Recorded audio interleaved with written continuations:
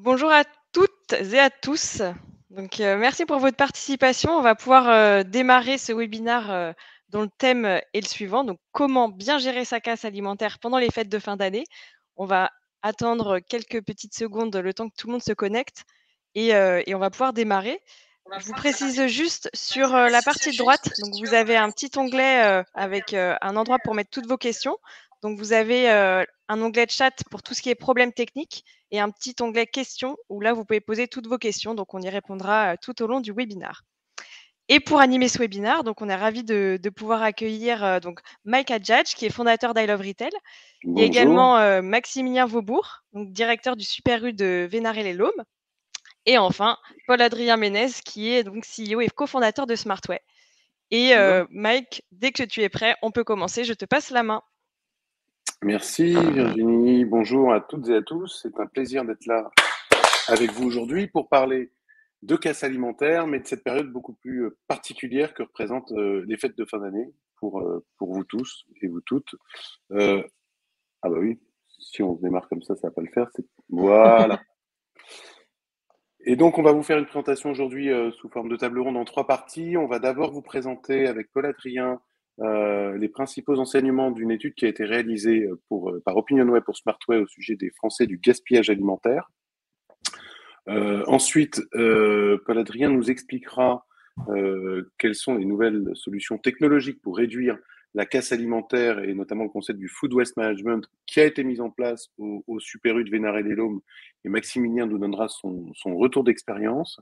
Et ensuite, on commentera quelques tips à vous donner pour bien gérer et mieux gérer sa casse dans cette période particulière des fêtes de fin d'année.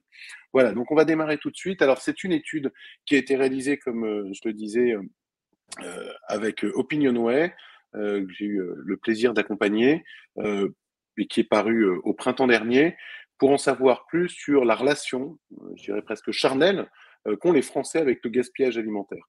Donc cette étude est disponible en intégralité sur le site de Smartway, mais là on voulait avec Paul Adrien vous présenter quelques enseignements. On a commencé à demander aux Français quelle attention ils portaient au gaspillage alimentaire. Personnellement, diriez-vous que vous faites attention ou pas au gaspillage alimentaire? Il se trouve que 94% des Français nous disent faire attention, dont un Français sur deux, 49%, très attention. Et alors, une petite surreprésentation des 50-64 ans, alors que les 24-44 ans, les 25-44 ans sont à 88%.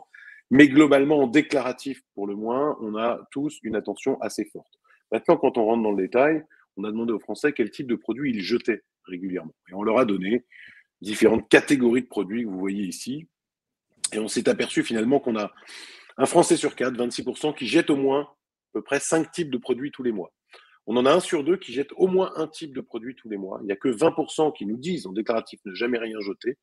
Et il faut noter que les 18-24 ans, les plus jeunes, ils le disent, ils l'assument, ils jettent en moyenne 2 à 3 fois plus que les populations, leurs aînés de 65 ans et plus. Alors sans surprise, quand on regarde le détail des produits, ceux qu'on jette le plus sont les plus périssables. Le pain, durée de vie très courte, les fruits, les légumes, les plats non terminés, on descend avec les produits laitiers, les produits emballés, puis en bas de tableau, on va trouver bien sûr les boissons alcoolisées, les produits en conserve, les produits surgelés sur lesquels on a beaucoup moins de doutes. Alors ça, c'était pour poser le débat.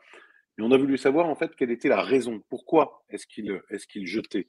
Et là, on a été assez surpris puisque en fait, on a 60% des Français qui nous disent, moi, je jette les produits pour des raisons qui sont liées à son apparence, avant la date de péremption. 46% parce le produit a un mauvais goût, une mauvaise odeur, donc on s'en remet à son instinct. Et 35% nous disent parce que le produit est abîmé ou l'aspect ne m'inspire pas confiance. Ou 5% nous disent carrément, je le jette parce que l'emballage a été abîmé. Ensuite, on a un deuxième groupe de réponses qui est lié à la date de péremption. 29% nous disent je jette ce produit parce que la date de péremption est dépassée. Et 4% nous disent parce que la date de péremption est proche. Et ensuite, on a à peu près 20% des Français qui nous disent que ça leur arrive de jeter des produits parce qu'ils n'ont pas bien prévu, en fait. Ils ont cuisiné en trop grande quantité, il y avait des restes, ils ont acheté le produit en trop grande quantité, ou finalement ils prennent moins de repas à leur domicile. Donc, quand on a eu ces résultats, moi, Paul Adrien, tu es vachement plus professionnel du sujet que moi, mais ça nous a quand même surpris. Moi, j'ai dit, c'est pas possible, tout n'est pas sur la DLC. Non, on en revient aux instants primaires. Comment tu as analysé ça? Mais effectivement, nous, sur le sujet, on voit qu'on revient sur des principes de base, de goûter un produit ou de sentir le produit avant de le consommer pour se rendre compte de soi-même si on peut le consommer ou pas. L'aspect apparence du produit, du coup, est très, très important et on revient un petit peu sur ce que faisaient nos aînés avant nous. Donc ça, c'est intéressant à noter, c'est qu'il y a une prise de conscience sur la qualité du produit, mais qu'on peut se faire confiance pour tester et goûter et manger un produit. Et on voit de la congruence aussi entre les questions précédentes où à peu près 20 à 25% de la population nous dit ne jamais rien jeter. Donc c'est intéressant de voir qu'il y a une notion de fil rouge vraiment très commun. Il y a une certaine partie de la population qui dit ne rien jeter et que ceux qui jettent ont du coup une notion de test personnel olfactif ou au goût des produits. Ouais. Alors, en poursuivant, on s'est demandé, ok, ils jettent, ils l'assument, mais quel est leur état d'esprit? Et là, on a 47% des Français qui nous disent, moi je ressens de la culpabilité, je me sens coupable quand je jette, quand je mets mon produit à la poubelle. 43 qui nous disent, je me sens en colère. 14 qui nous disent, je suis désorganisé. 8 qui nous disent, je suis étourdi. Et 7 qui se sentent ridicules même. Il n'y a que, en vert, là, comme vous le voyez, 18% qui disent, non, moi je me jette parce que je suis prudent, c'est pour ma santé, c'est pour mes proches. Ou 11% qui nous disent être complètement indifférents. Donc on a voulu rentrer dans le détail des habitudes de consommation. Et en fait, on s'est aperçu qu'il y a une maturité extrêmement forte sur le sujet. Vous le voyez, 88% des Français nous disent « Je sais ce que signifie la date qui est inscrite selon chaque type de produit alimentaire ». 87% nous disent « Je connais bien la signification des dates indiquées sur les produits ». 85% précisent même « Je connais bien la différence entre une date limite de consommation, ADLC, et une date de durabilité minimale », la DDM qui était avant appelée DLUO. Très étonnant, 85% nous disent, mais certainement par rapport aux raisons qu'on a vues avant, d'aspect, il m'arrive de consommer les produits après la date limite de consommation. À l'inverse, 82% assument de dire, moi, il m'arrive de prendre des produits à l'arrière des rayons pour avoir une date de péremption plus longue. 82%, on va retenir ce chiffre parce qu'on va en reparler, nous disent, je regarde toujours la date limite d'un produit avant de l'acheter. Et on a 75, donc 3 Français sur 4 quand même, qui nous disent je choisis généralement des fruits et légumes les plus jolis, qui me paraissent les moins abîmés. Là aussi, ça fait écho à ce qu'on voyait tout à l'heure sur l'aspect. On a, pour poursuivre, 3 Français sur 4 qui nous disent moi, je préfère les magasins dont les rayons sont toujours bien garnis. Il n'y a pas de produits en rupture. Ça va à l'encontre d'une bonne politique de gaspillage alimentaire. On y reviendra avec Maximilien certainement tout à l'heure. 72% des Français nous disent, moi, je programme mes repas en fonction de la date de péremption des aliments que j'achète. 70 nous dit, il m'arrive de choisir un produit dont la date de péremption est éloignée, même si j'ai prévu de consommer le jour même. Parce que finalement, quand je vais rentrer chez moi, il peut y avoir un impondérable, je ne vais pas le consommer tout de suite, donc au cas où. Voilà. 54% nous dit, je respecte toujours les dates inscrites sur les produits alimentaires. Donc ça fait écho à ce qu'on voyait tout à l'heure. On a à peu près presque la moitié des Français par opposition, qui peuvent consommer des produits plus tard, selon l'aspect, l'odeur, etc. Alors, tout à l'heure, on a vu le slide d'avant que 84% des Français regardaient systématiquement la date quand ils achetaient les produits, et pourtant, 1 sur 2, 52% nous dit « Il m'est déjà arrivé d'acheter un produit dont la date de consommation était dépassée sans m'en apercevoir ». C'est-à-dire que les Français sont vigilants, mais l'erreur est humaine, et ça leur arrive parce qu'on a pris 10, 20, 30, 40 produits ce jour-là, dont laisser passer. Et celui qu'on laisse passer, eh bien, pas de chance. Quand on va arriver à la maison, on va s'apercevoir qu'en magasin, il y avait un produit dont la date était dépassée, un périmé en rayon. On connaît les effets délétères, et on va en reparler juste après, que ça peut avoir sur son consommateur. Mais un produit périmé en rayon, ça peut très souvent blacklister un rayon ou un magasin. Pour finir, au lieu de jeter, 32%, donc un petit tiers des Français, il leur arrive de donner à des nécessiteux. Et 18% des Français, même, c'est presque 1 sur 5, nous disent qu'il leur arrive de jeter les produits avant la date limite de consommation. Alors là, Paul-Adrien, on a des tonnes d'enseignements sur les habitudes de consommation. Toi, ça fait quoi 10 ans, 12 ans que tu vois les consommateurs en magasin. Est-ce que ça t'a surpris? Est-ce que tu t'es dit non, finalement, cette maturité, je l'ai vu arriver? Comment t'as pris le truc? C'est sûr qu'il y a 10 ans, quand on a démarré l'aventure Smartway, Zero Gâchis, on n'avait pas du tout le même état de conscience des consommateurs sur les dates. Les gens arrivaient difficilement à faire la différence entre une DLC et une DLIO, par exemple, aujourd'hui des DM. Là, ce qu'on a vu, c'est que sur le haut du panier, sur les habitudes de consommation, les dates aujourd'hui sont comprises, sont connues. Les consommateurs font attention par rapport à ça. Par contre, moi, ce qui m'a surpris, c'est ce 52% de consommateurs qui ont déjà acheté des produits périmés sans s'en rendre compte. C'est une image dégradée pour le magasin. Enfin, faut imaginer, je pense que du coup, dans les personnes qui suivent le webinaire, il y en a une sur deux, mécaniquement et mathématiquement, qui ont déjà acheté un produit périmé dans leur magasin. Moi, j'ai un sentiment de m'être fait avoir, quoi. J'achète un produit qui est normalement pas vendable. Si je n'ai pas un minimum de conscience, je vais pas le consommer, et donc du coup, j'ai l'impression de m'être fait avoir. Donc ça, c'est très très délétère et très négatif pour le magasin. Et selon le type de produit en plus, j'ai une anecdote d'une personne qui m'avait raconté avoir acheté des produits d'alimentation pour bébé périmés. Clairement, c'est en plus de péter un scandale à l'accueil du magasin, j'y remets pas les pieds deux fois, quoi. Et ça, sachant qu'en plus de ça, c'est quelque chose qui est légalement pas possible. Donc là, on parle du consommateur, mais on pourrait aussi parler de la DGCCRF qui, en cas de contrôle, met une amende. Les explications, elles sont nombreuses, mais notamment le fait que la date limite de consommation n'est pas encodée dans le code barre des produits, ce qui fait que l'ensemble des produits doivent être vérifiés à l'œil nu tous les matins. Et ça, c'est quelque chose qui, un travail humain, une science humaine, donc un peu inexact. On peut en laisser passer. Je me permets de rebondir. C'était pas prévu, Maximilien. Si vous voulez bien allumer votre micro. C'est vrai, ça, parce que alors, on parlera des magasins équipés avant, mais on est encore aujourd'hui, dans la majorité des magasins, on a les employés qui vont regarder les périmés à l'œil tous les matins. Oui, c'est ça. Ouais. Aujourd'hui, j'ai envie de rebondir sur 2 ou 3 choses sur les 2 dernières slides, sur les habitudes de consommation. Moi, je dirais plutôt les habitudes d'achat, parce que consommation, c'est ce qui se fait à la maison, mais moi, ce dont je peux parler, c'est ce que font les gens en magasin. Alors, 2 choses, c'est que effectivement, il y a encore des gens qui recherchent la date la plus longue, par exemple. Ce qu'on constate, c'est que ce qu'on constate, c'est que Maximilien a un problème de connexion. Maximilien, vous avez perdu. Sociétal. Non. Maximilien, je ne sais pas si vous m'entendez, vous avez un problème de connexion. On va peut-être vous laisser fixer et revenir à vous après. Parce que là, on va... Ouais, a priori, c'est bien, j'avais sur mon écran de retour, c'est bien figé. Tous les jours et tous les matins. D'accord, donc en fait, c'était en tunnel. Ouais, exactement. Maximilien, on vous a pas du tout entendu, en fait, la connexion a coupé 2 fois, vous étiez figé. Je ne sais pas si vous avez moyen de vous reconnecter, on va avancer, mais de vous reconnecter pour la suite, parce qu'on va vous redonner la parole longuement ensuite. J'espère que ça sera plus fluide. Ouais. On va essayer. Donc, on a demandé ensuite aux Français quelle était l'attention qui était portée aux dates de péremption. Eh bien, 1 Français sur 2 assume « je préfère une date de péremption éloignée pour éviter d'avoir à jeter le produit rapidement ». Voilà. Je ne vais pas lutter contre le gaspillage en prenant un produit en date courte, je vais lutter contre le gaspillage, mon gaspillage, en prenant un produit qui a une date éloignée, comme ça me laisse plus de chances de le consommer dans les temps.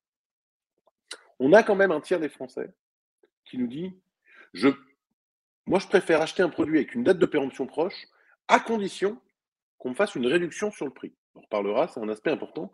Et 11% qui disent non, moi, même sans réduction, j'achète un produit avec une date de péremption proche pour éviter que le magasin ait à le jeter rapidement. Voilà. 5% qui nous disent, ça fait écho à ce qu'on voyait tout à l'heure, c'est toujours très cohérent quand on questionne les Français, 5% qui nous disent qu'ils ne regardent jamais les dates de péremption des produits alimentaires en magasin.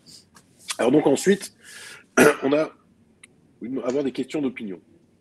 Et vous voyez, question d'avant, on leur demandait, ils étaient un tiers à nous dire qu'ils voulaient acheter un produit avec une date de péremption proche à condition qu'il y ait une réduction sur le prix. Et là maintenant, 92% des Français nous disent les grandes enseignes devraient proposer davantage de réductions sur des produits dont la date de péremption est proche. Ouais, c'est-à-dire qu'on veut bien faire un effort, mais il faut aussi qu'on s'y retrouve.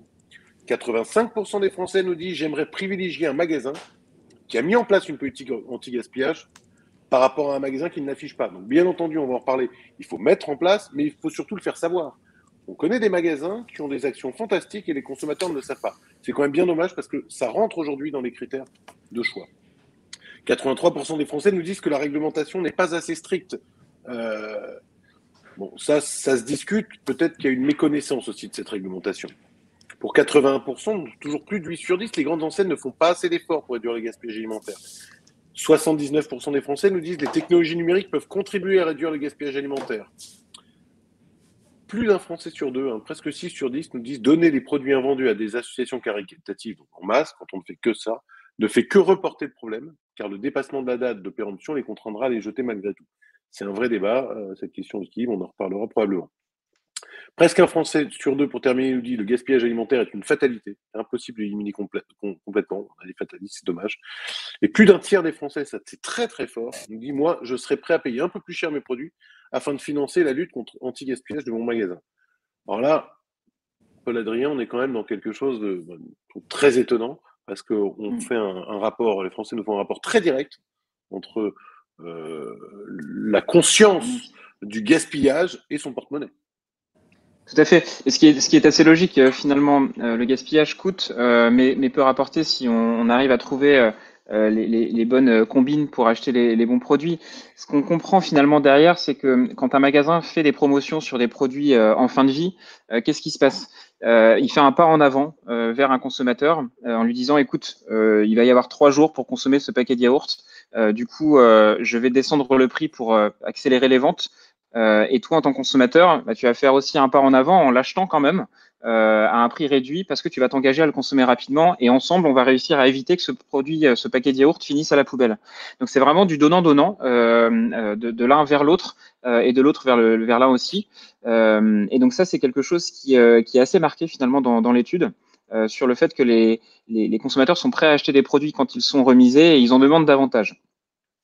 La deuxième notion qui est hyper importante aussi, je trouve, sur ce sondage, c'est les 85% de personnes qui aimeraient privilégier un magasin qui met en place une politique anti-gaspillage affichée. Dans ce notion d'affichage, toutes les enseignes ne montrent pas ce qu'elles font. Je pense à des magasins qui font que du don alimentaire, par exemple. Alors, il y en a très très peu. Il doit y avoir, je crois qu'au dernier chiffre, on est à 8% des magasins en France qui font soit que de l'étiquetage, soit que du don. 92% font les deux. Parce qu'effectivement, on ne va pas réussir à tout vendre en remise et on ne peut pas tout donner aux associations caritatives. Il y a des produits qui sont interdits au don, donc l'intérêt, c'est de conjuguer les deux filières. Ceci dit, quand on ne fait que du don et qu'on ne communique pas, personne ne sait que le magasin est engagé dans une politique de réduction du gaspillage.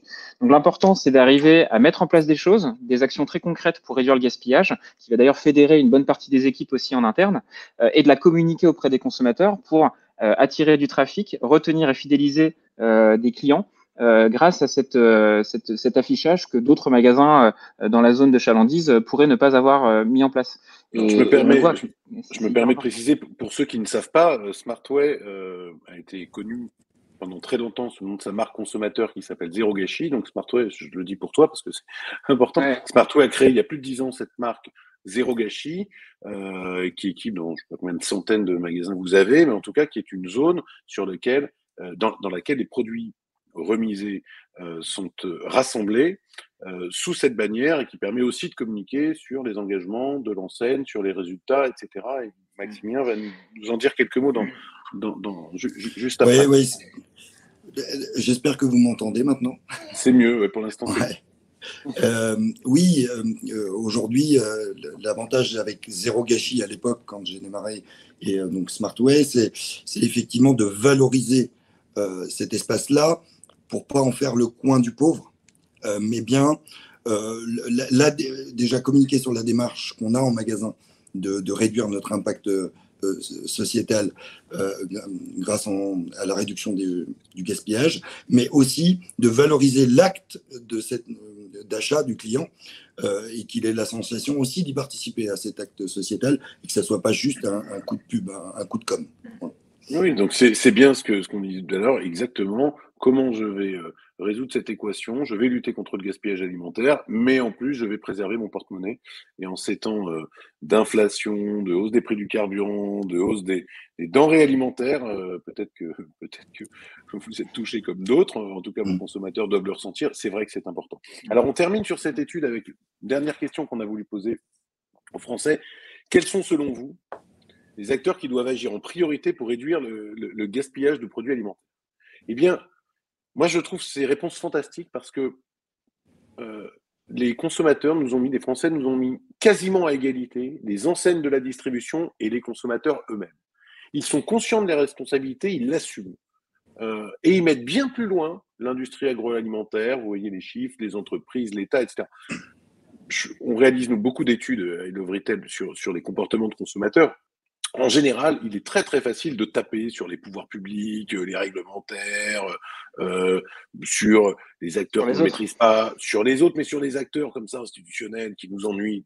Et là, extrêmement surpris en fait, ce sous-total de professionnels est très haut, mais ils se disent on a une responsabilité majeure qui est au même niveau que les enseignes de la distribution. Maximilien, est-ce que ça, vous le ressentez? Est-ce que vous ressentez dans le comportement de dire on attend des choses des enseignes, ce qu'on vient de voir dans cette étude, mais on n'attend pas tout de vous parce que dans notre comportement au quotidien, on a des choses à faire? Ouais, oui, on le ressent. Et c'est pour ça d'ailleurs que la démarche Smartway fonctionne. C'est parce qu'aujourd'hui, elle touche à quelque chose qui était peut-être inenvisageable il y a quelques années, c'est la responsabilité en tant que consommateur. Même si aujourd'hui, les trois premiers sont bien les trois plus gros acteurs du gaspillage, ça ne correspond pas forcément à la réalité de ce qu'on jette. Donc il y a une prise de conscience, d'ailleurs des enseignes de la distribution aussi. Si on me posait la question, aujourd'hui on travaille aussi beaucoup sur l'acte final d'achat, parce qu'on peut travailler sur je ne jette pas en magasin, en tant que structure commerciale, mais je dois aussi travailler sur comment je mets en œuvre des choses pour que les gens ne jettent pas chez eux, pour les aider à améliorer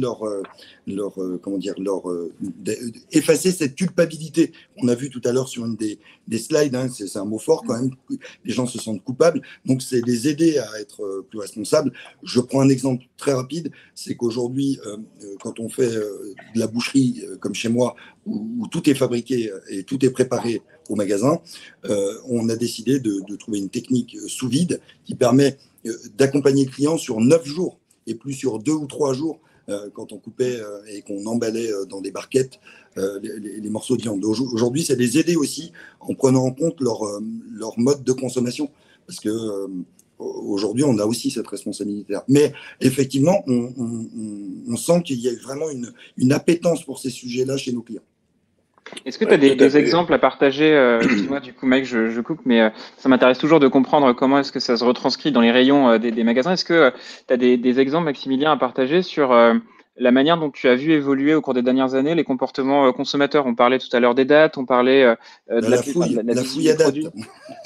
La fouille à date, bon, moi, ça fait 20 ans que je travaille dans la grande distrie, donc j'ai fait tout, hein, de la mise en rayon jusqu'au nettoyage, etc. Donc moi, je peux vous dire que j'ai constaté un changement assez flagrant sur la fouille à date. C'est-à-dire que je retourne le rayon pour aller chercher la date la plus éloignée. C'est des choses qu'on voit pratiquement plus dans les magasins. Mais comment on l'explique, Maximilien? Est-ce que c'est parce qu'il y a un niveau de confiance plus fort dans les enseignes sur le fait de trouver des périmés? Donc ça, c'est grâce à vos efforts, et vos efforts ont été visibles, pas forcément affichés, mais visibles dans le quotidien des consommateurs? C'est simple, on a un meuble qui s'appelle Smartway Zéro Gâchis, je ne sais pas comment vous voulez qu'on l'appelle, qui montre que c'est une de nos priorités d'isoler les dates courtes.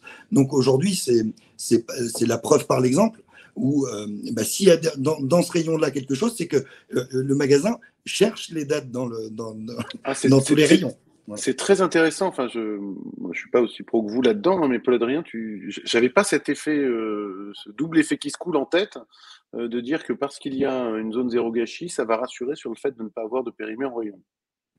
Ah, c'est vrai que mécaniquement, moi je me dis en tant que consommateur, si je rentre dans un magasin qui a déjà isolé tous les produits en fin de vie à un endroit pour accélérer les ventes, pour afficher sa politique anti-gaspillage, c'est qu'a priori, ils doivent pas être ailleurs. Donc quand je fais mes courses dans les rayons, je sais que le garantie fraîcheur est respecté et que je suis safe, quoi. Ouais. D'accord. Alors, j'en profite avant qu'on passe à la partie suivante. Je continue à poser vos questions. Là, on m'en a transmis 2.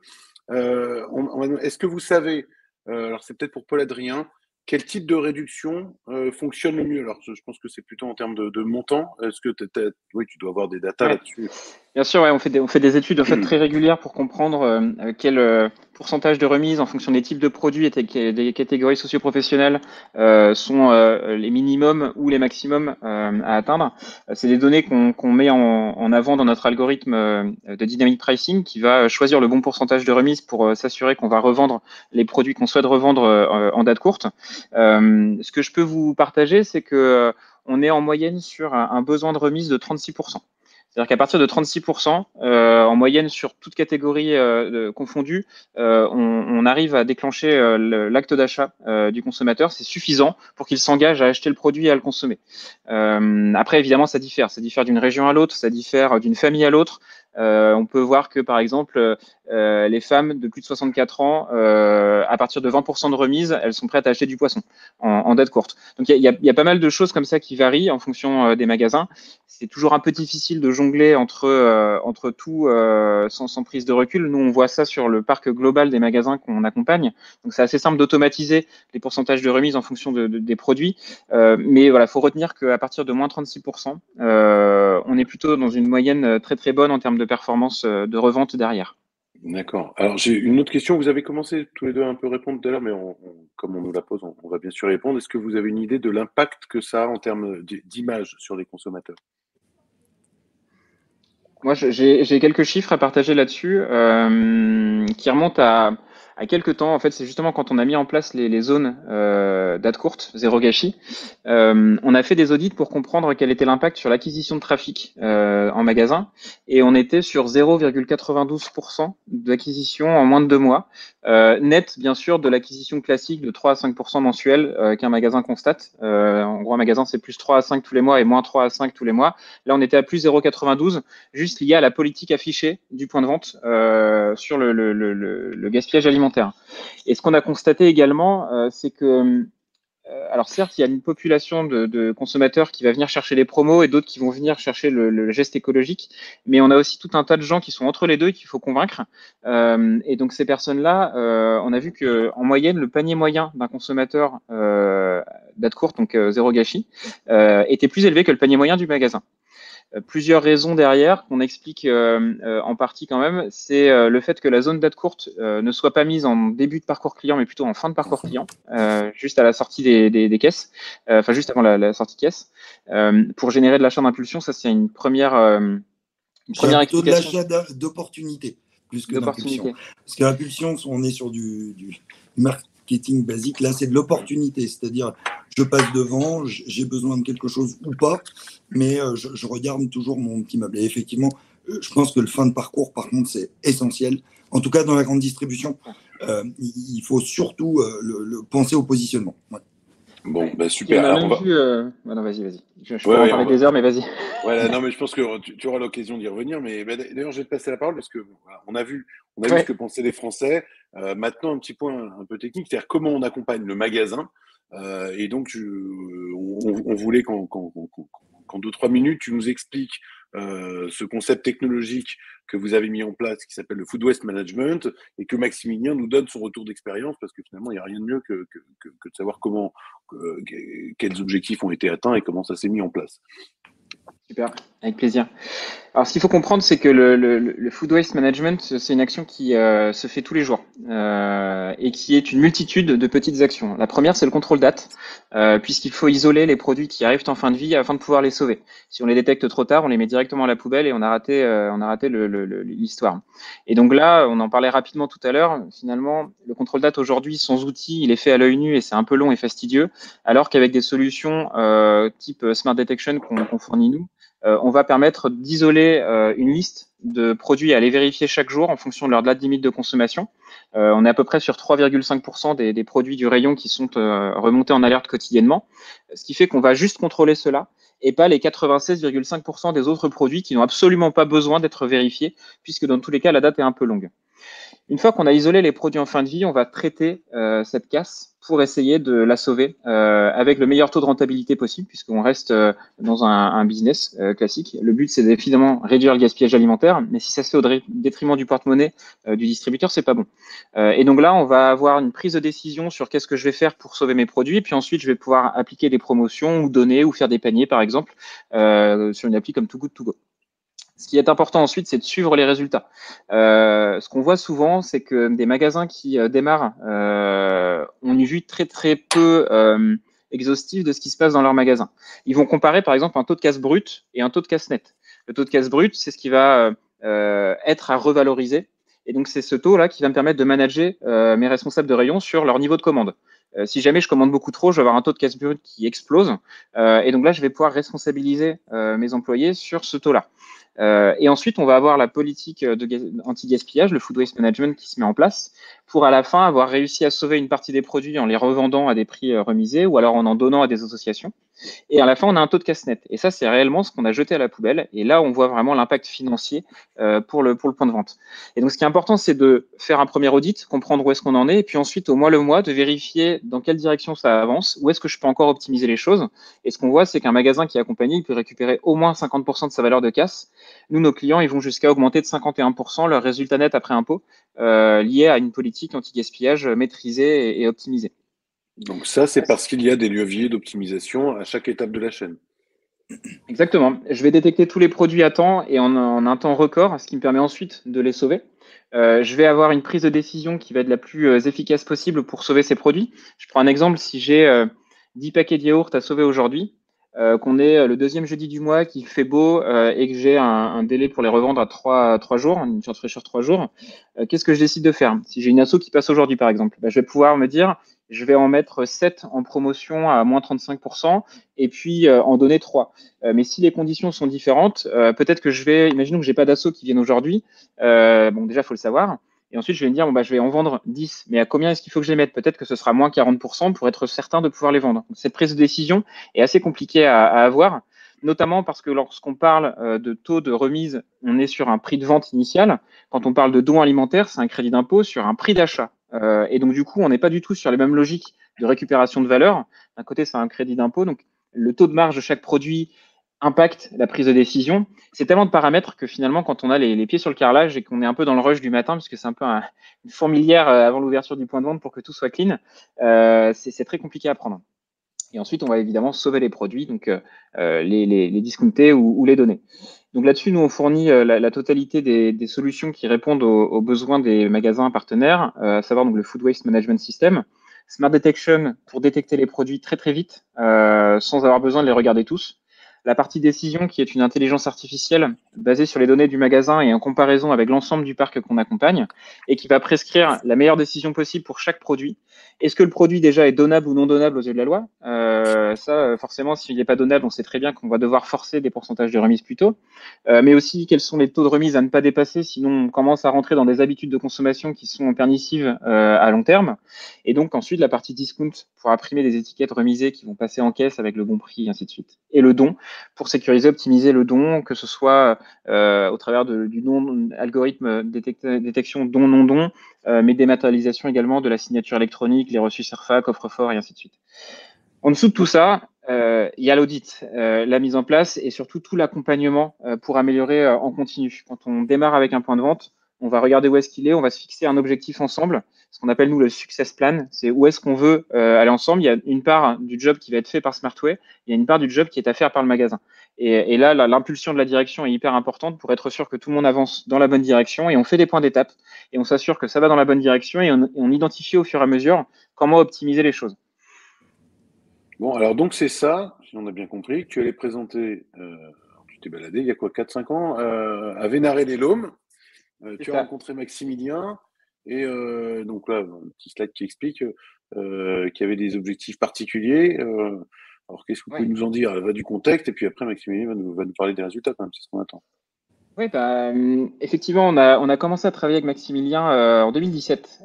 Donc, pour rappel, Maximilien gère un magasin qui fait 3000 m² et un chiffre d'affaires de 22 millions d'euros, qui avait auparavant 80% de sa revalorisation couverte à travers le don alimentaire, qui est 2 fois moins rentable que de l'étiquetage, mais qui reste néanmoins important pour être bien ancré au niveau territorial et au tissu et à l'écosystème local, mais qui était trop important.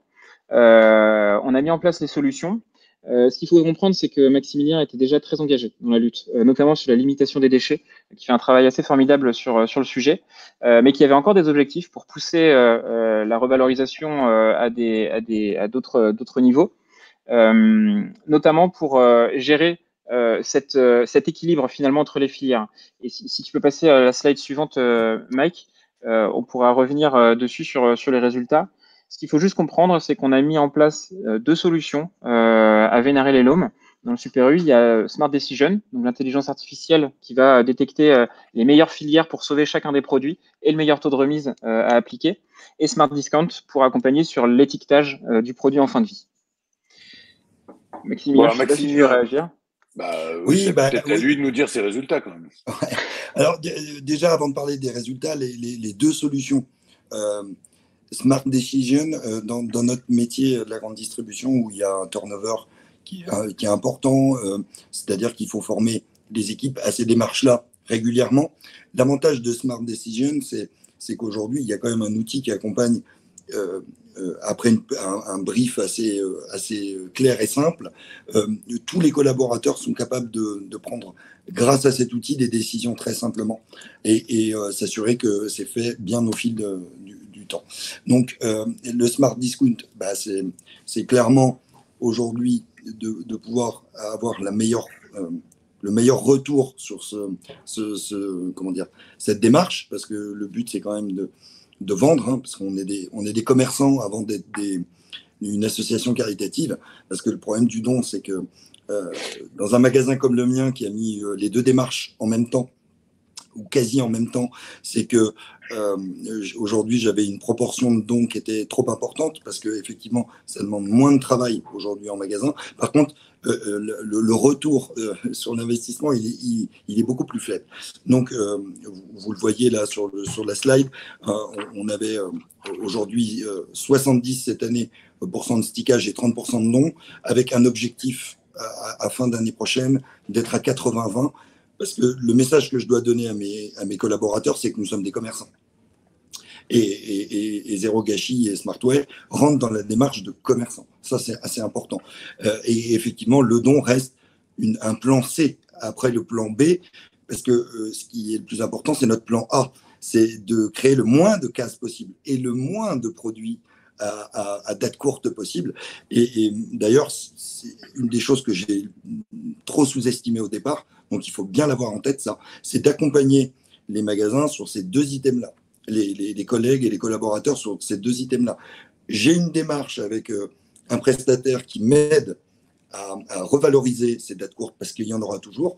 Mais par contre, il faut que vous continuez votre travail sur la limite de ces dates courtes et de ce don, parce que notre métier, c'est quand même d'acheter mieux, d'acheter plus. On a plein d'outils aussi dans nos magasins qui nous permettent normalement d'améliorer ce qu'on appelle notre démarque, voilà, et que tous ces outils-là, qui viennent d'ailleurs compléter les nôtres, Smart Decision et Smart Discount, et derrière les audits qu'on a tous les mois, et parce que dans nos métiers, on a tous des outils qui nous permettent de déterminer le poids de la démarque dans tel ou tel rayon, et regarde ce que ça coûte, etc. Mais derrière, finalement, on ne les retraite jamais, ces données-là, parce qu'elles sont éparpillées, alors que là, on a la chance d'avoir un outil qui rassemble toutes ces informations et qui permet de prendre des décisions extrêmement rapidement, tous les mois, tous les jours, plutôt tous les mois au niveau de la direction ou des responsables de rayon, et plutôt tous les jours au niveau de la mise en forme de cette démarche. Voilà.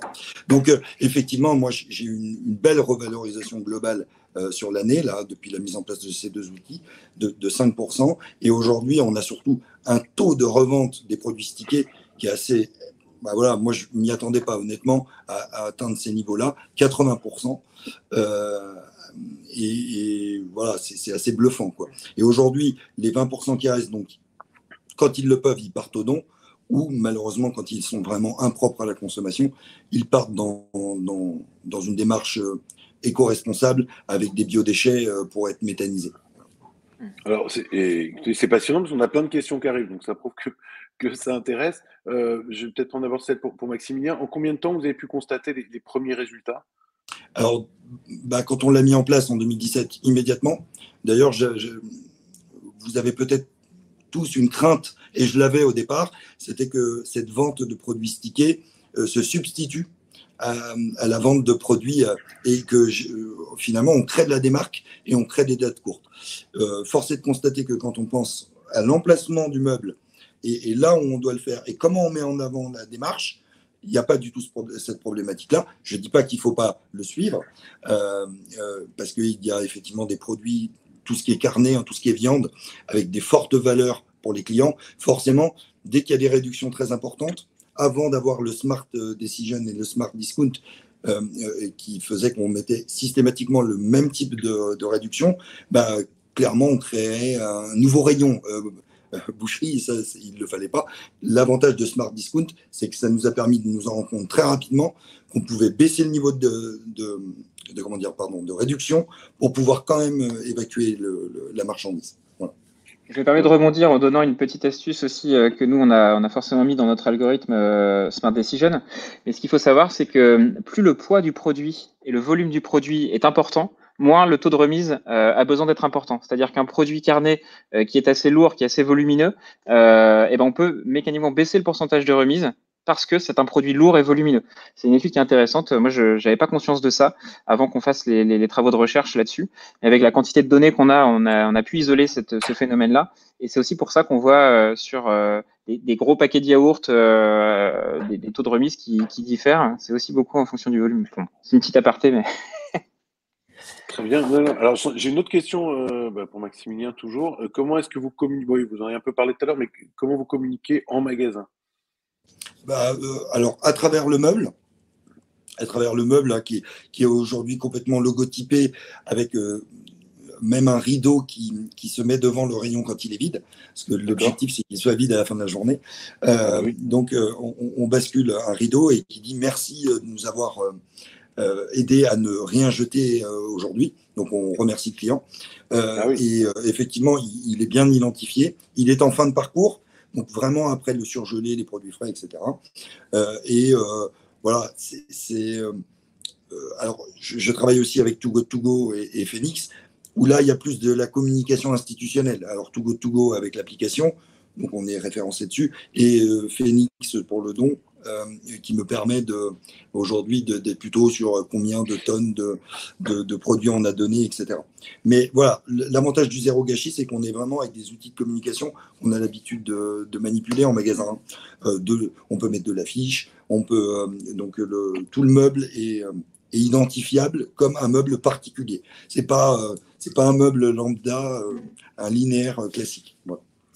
Très bien. Je me permets de rebondir là-dessus. Vas-y, sur un sujet, c'est qu'en termes de communication, il y a deux niveaux de communication. Il y a la communication interne, collaborateur, collaboratrice, et la communication envers les consommateurs et consommatrices. D'un côté, on va fidéliser les talents à l'intérieur du magasin parce qu'il y a quand même un turnover qui est assez important. On le voit, et nous, bon nombre de magasins nous disent qu'ils ont du mal à retenir des bons responsables frais.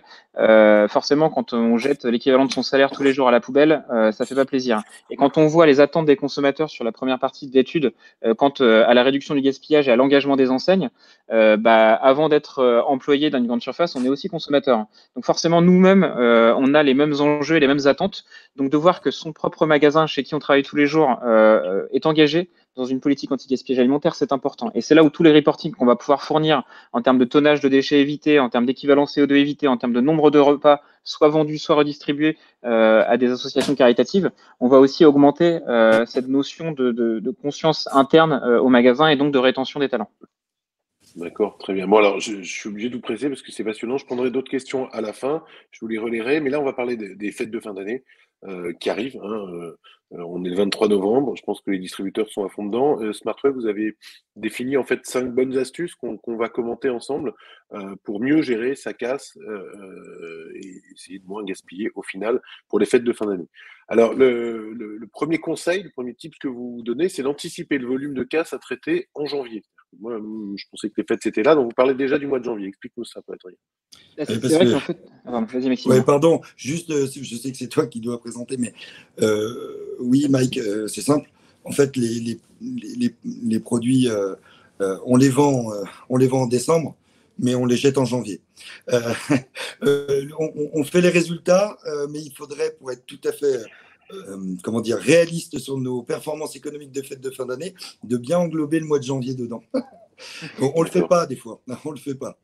Donc plus d'anticipation, plus de prévision. C'est ça, je pense que l'idée c'est d'identifier aussi les produits qui ne se vendent pas forcément bien. Nous on appelle ça le flop 20 par exemple. Par rayon, c'est les produits qui vont pas se vendre et donc du coup qui vont être cassés. Alors certains, on est obligé parce qu'on n'a pas le bon PCB, donc on est obligé d'avoir en grosse quantité certains produits et ça va générer mécaniquement de la casse.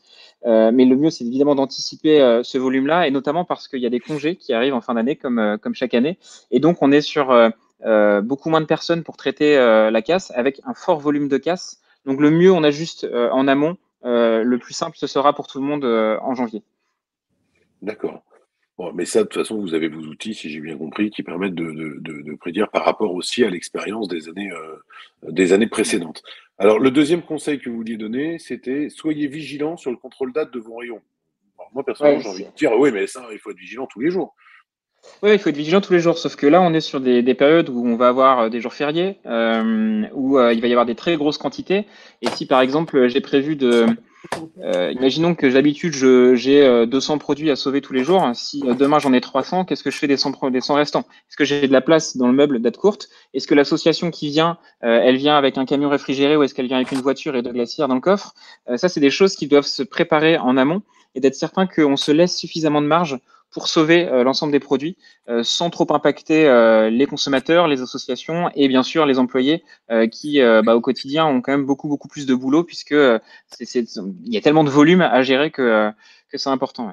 Ouais, dans la vraie vie des magasins, aujourd'hui, un échec sur un engagement pour les fêtes de fin d'année sur un produit typé Noël, foie gras, etc. Si effectivement on ne l'anticipe pas et que le besoin de consommation est dépassé, parce qu'on mange moins de foie gras sur les 15 premiers jours de janvier, et on va droit à la catastrophe. Donc effectivement, il faut le faire tous les jours et surtout, il faut avoir un niveau d'organisation en magasin qui le permet parce que il y a autre chose à faire aussi pendant ces périodes-là. Il y a beaucoup d'activités, beaucoup de stress. Donc voilà, c'est compliqué. Mais alors, il faut l'anticiper. Voilà. Est-ce que ça peut aller, Maximilien, jusqu'à dire, eh bien, même si on est avant Noël, je sais que là, je ne vends pas assez, je vais déclencher des promotions sur certains produits phares avant Noël. Ouais. Vous êtes prêt à faire ça vous êtes prêt à faire ça en anticipation? Bien sûr, parce qu'aujourd'hui, ce serait artificiel le résultat qu'on créerait. Effectivement, on ne le jetterait pas sur le mois de décembre, puisque les dates ne seraient pas passées. Par contre, on impacterait forcément, d'ailleurs, un mois qui est beaucoup plus faible en termes d'exploitation, et qui fausse d'ailleurs le résultat du mois de janvier, finalement, et de sa capacité à limiter la démarque. Donc oui, il faut savoir prendre ce genre de décision.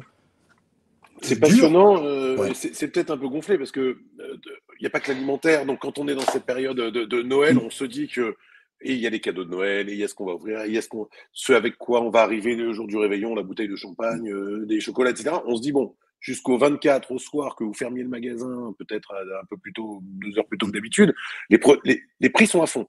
Ouais. Et puis les promos commencent au 25, et puis les promos recommencent au 2 janvier. Alors, c'est le schéma habituel, effectivement. C'est comme ça que ça devrait se passer. Mais la vie d'épicier, c'est une vie de regret et de remords. Donc, effectivement, quelquefois, le 25, on se dit, mince, j'aurais peut-être dû faire des prix. Ou, mince, j'aurais pas dû faire ces prix-là. Parce que ce serait parti tout seul. Donc là, moi, j'ai l'exemple de l'année dernière où, effectivement, j'ai déclenché sur le saumon. J'avais fait des engagements forts. Et on a pris conscience de ce qui allait se passer en termes de démarque. Et donc, on a pris la décision de faire effectivement une dramatisation en rayon avec des prix stickés. Force est de constater qu'à la fin, on avait tout vendu. Donc, on peut avoir le remords de se dire, oui, mais si je n'avais pas tout vendu, j'aurais peut-être... si j'avais, pas stické, j'aurais peut-être tout vendu. À un moment donné, il faut se faire confiance. Et aujourd'hui, en tant que commerçant, la performance, elle ne passe pas que par le chiffre d'affaires. Voilà. Elle passe aussi par le compte d'exploitation et la façon de gérer sa démarque. Voilà. Et quand on est épicier depuis 20 ans, on sait analyser, voilà, on sait faire, on sait analyser et puis prendre de meilleures on fait des décisions. erreurs quand même, hein. On fait des erreurs quand même. Mais sinon, on n'avance pas. C'est un item qui va revenir après sur l'analyse des ventes, mais je voulais revenir quand même sur celui-ci, sur le contrôle date. Il y a un truc nous qu'on voit vachement en magasin aujourd'hui sur les périodes de fin d'année, c'est que les équipes de l'après-midi donnent un coup de main aux équipes du lendemain matin et qui sont pas forcément les mêmes. Et donc la personne qui gère le contrôle date le matin, elle connaît son rayon à peu près, même s'il y a pas mal de saisonniers qui arrivent en fin d'année pour prêter main forte. En revanche, l'équipe de l'après-midi n'a pas eu l'habitude de le faire. Donc avec un système de contrôle date comme Smart Detection, on le voit, les gens sur l'application mettent traiter les alertes du lendemain. Et du coup, l'équipe du soir qui est juste en fermeture va déjà commencer à aider l'équipe du lendemain matin sur le traitement des dates, puisqu'on sait que c'est des jours où on va recevoir des commandes quasiment tout le temps, avec beaucoup de palettes, parce qu'il faut remplir les rayons vu que les volumes d'achat sont très élevés. Et donc, du coup, on voit aussi les équipes qui se filent des coups de main, qui n'avaient pas l'habitude de faire le travail du collègue. Et ça, avec des solutions, c'est possible. Il ne faut pas hésiter à motiver les équipes à se prêter main forte sur des périodes de rush comme ça, parce que c'est pas les périodes les plus simples. Alors, messieurs, il nous reste que quelques minutes et en plus, on a reçu des questions. Je vais vous demander de faire plus court parce que je voudrais qu'on aille au bout et tous ces sujets sont passionnants. Troisième conseil que vous donnez, Paul-Adrien, c'est de valoriser des dates courtes avec des filières adaptées. Donc là, c'est ce que tu disais un petit peu tout à l'heure sur le choix du meilleur aiguillage, c'est ça ? Ouais, tout à fait. Et je vais passer assez vite là-dessus du coup, mais on en a parlé longuement. Chaque filière a un intérêt et des contraintes. On ne peut pas tout donner aux associations caritatives, déjà parce qu'elles n'ont pas la capacité de tout prendre, mais parce que certains produits sont interdits aux dons. Il y a certains produits sur lesquels, en faisant des promotions, on va réussir à attirer des clients dans son magasin et à les fidéliser sur des périodes de fin d'année. C'est quand même très, très important. Et puis, on va avoir des produits qui sont particulièrement compliqués. Je pense au chocolat de Noël, par exemple, où là, on peut aussi s'arranger avec son fournisseur pour avoir une filière alternative qui ne sera pas présentée et affichée au niveau du magasin, mais qui reste quand même très intéressant en termes de valeur sauvée, puisque c'est de la case rachetée, tout simplement. D'accord. Alors, le conseil suivant, l'avant-dernier, Maximilien en a On parlé. en a largement parlé. D'analyser vos ventes de fin d'année pour l'année suivante. Voilà, alors ça, le faire j'ai envie de dire, même sans outils, ça peut se faire à la main, parce que je pense que c'est ce que vous faisiez déjà, Maximilien, par le passé. Bon, c'est encore mieux, en effet, si c'est historisé, analysé, etc. Alors, le dernier conseil, c'est d'optimiser la gestion de vos produits en fin de vie avec l'intelligence artificielle. Vas-y, Paul-Adrien, explique-nous ça. Il y a plusieurs niveaux d'optimisation, mais je vais juste parler de un, par exemple, dont on n'a pas parlé depuis le début, qui est les pourcentages de remises qui doivent être gérés en fonction de la loi Egalim. C'est-à-dire qu'il y a une loi aujourd'hui, la loi Egalim, qui empêche certains pourcentages de remises trop forts sur certains types de produits. Je pense par exemple aux produits en DDM, qui ne sont pas avec une sous-catégorie que j'enlève, c'est les produits saisonniers. Mais les produits en DDM, on n'a pas le droit de dépasser moins 34% ou le seuil de revente à perte plus 10%. L'intelligence artificielle fait ce calcul-là automatiquement. Et donc, du coup, on force, lorsqu'un produit est en DDM, on le sait. Et donc, du coup, on sait quel type de remise on a le droit d'appliquer, là où, dans le rush au quotidien, c'est pas forcément simple pour les équipes. Donc, ça, c'est le genre d'optimisation qui peut être faite de manière indolore. Ce qui est donnable ou pas donnable, loi Egalim friendly, on va appeler ça comme ça, pour être sûr que ce soit bien géré, mais aussi en fonction du planning associatif, parce que les périodes de Noël, finalement, les associations, elles ont aussi beaucoup de récepteurs de denrées. On a envie de faire plaisir à quelqu'un qui vient chercher son repas au Resto du Cœur. Et donc, du coup, elles ont aussi beaucoup plus de volume à gérer en termes de bénéficiaires derrière. Donc, il faut tout optimiser, tout gérer. Et à partir du moment où on a tout calé en amont et que les plannings associatifs, les types de produits, les bases articles, c'est beaucoup plus simple. Il n'y a plus de questions à se poser. La prise de décision, elle est instantanée, quoi. Très bien. Bon, alors, on arrive à la fin, mais c'est très bien parce que vous êtes dans les temps et je voulais quand même vous relayer quelques questions. Voilà, je vais sur l'interface. On va peut-être commencer par celle-là pour Maximilien. Quels sont les produits les plus jetés à Noël? D'instinct, c'est un peu ce que je disais tout à l'heure, on pense chocolat, le foie gras, le saumon, etc. Est-ce que c'est ça que vous jetez le plus? Non, parce qu'il y a une attention particulière, en fait. D'accord. Vu que c'est des produits à très forte valeur, on a une attention très particulière pour effectivement d'éviter toute cette casse.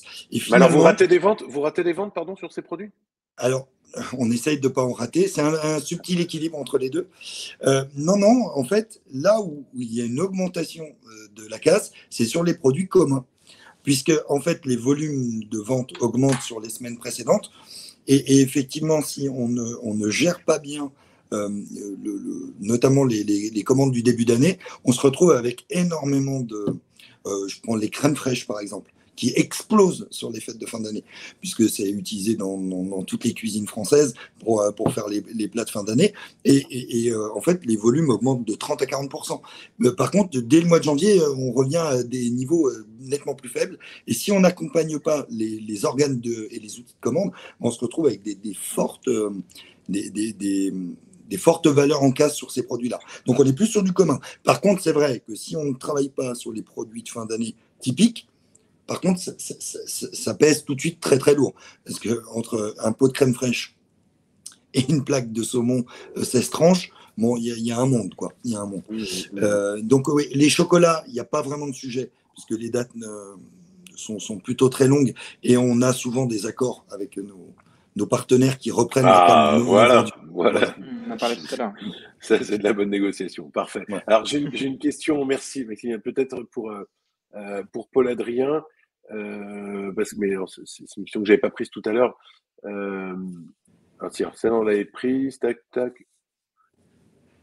Ouais. Est-ce qu'il y a des différences? On va prendre celle-là comme ça. Est-ce qu'il y a des différences selon les formats de magasins? Ouais, bien sûr. Dans la démarche, hein, c'est-à-dire que quand on se lance, est-ce qu'il y a une différence selon les formats de magasins? Alors, sur la démarche anti-gaspillage, ça restera toujours pareil, contrôle date, décision et traitement. Ça, c'est sûr et certain, ça ne change pas en fonction du format de magasin. Contrôle date, décision, traitement, d'accord. Traitement, que ce soit à travers de l'étiquetage ou du don. Après, il va y avoir des petites composantes qui vont changer. Par exemple, sur un petit magasin, le volume de dons, il va être moins important. Donc, l'association, elle va quand même devoir venir charger le camion et repartir. Et donc, quand on vient pour charger 10 produits ou 50 produits, la tournée n'est pas aussi rentable dans un hyper que dans un marché de proximité. Donc ça, c'est des petites différences qu'on voit. On le voit aussi sur les prises de décision, puisque les consommateurs qui vont faire leurs courses sur un marché de proximité ne sont pas les mêmes en majorité que ceux qui vont dans un hyper ou un super. C'est des habitudes de consommation qui sont différentes. Donc du coup, sur la prise de décision, on va aussi avoir une différence dans les pourcentages de remise, par exemple, qu'on veut appliquer. Donc je dirais que dans le fond, la démarche reste la même. Par contre, dans les faits, il y a tout un tas de micro-décisions, de micro-actions qui vont être différentes en fonction du format de magasin.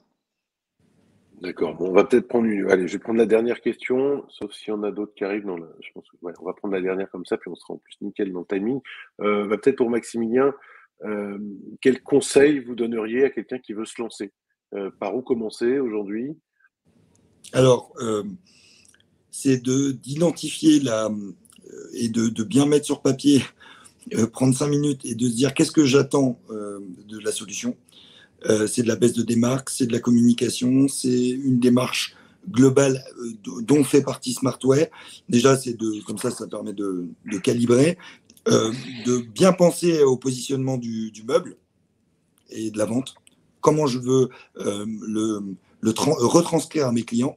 Qu'est-ce que je veux qu'ils trouvent dedans. Et puis, derrière, c'est effectivement se fixer à un certain nombre de critères économiques. Donc, le pourcentage de stickage qu'il faut suivre absolument, parce que c'est ce qui fait que vous savez que vos équipes suivent la démarche. Si vous avez des bacs de biodéchets, c'est de temps en temps aller mettre le nez dedans pour se dire, tiens, mais pourquoi ce produit n'a pas été stické? C'est de sentir qu'il y a quand même un contrôle là-dessus, parce que c'est du travail supplémentaire. Donc, aujourd'hui, il faut que les gens aient le sens. Donc, il faut accompagner, d'ailleurs, ce que fait Smartway. L'accompagnement est très important. Et puis, demain, c'est de le communiquer de temps en temps sur de l'affichage. Moi, je le fais de temps en temps sur mon Facebook. On dit, voilà, notre démarche globale dans le magasin sur le zéro déchet, c'est le zéro déchet alimentaire, mais c'est aussi le zéro déchet, non alimentaire. Je pense que, moi, si je devais donner un conseil principal, c'est vraiment de me mettre dans une démarche globale, une stratégie d'entreprise. Voilà. C'est pas juste un coup de com' ou un gadget. c'est vraiment un outil, un partenaire qui permet demain de mettre en place une vraie stratégie de réduction des déchets, de baisse du coût de la démarque en magasin. Et voilà. Je pense que c'est une très belle conclusion. Messieurs, vous avez été parfaits à mon sens. On est à 59 minutes, donc je pense que même en termes, même au niveau du respect du planning, vous avez été carrés. Donc merci beaucoup à tous les deux. Virginie, je pense qu'on va conclure. Tout à fait. Merci à tous. C'était super d'avoir vos témoignages. Et donc, ce webinaire est terminé. On va pouvoir donc vous partager le replay si vous souhaitez le re-regarder. Mais sinon, on vous souhaite à tous une très belle journée et à bientôt. Si vous voulez des nouvelles, n'hésitez pas à nous contacter. Bonne journée à tous. Merci beaucoup. À bientôt tout le monde. Merci.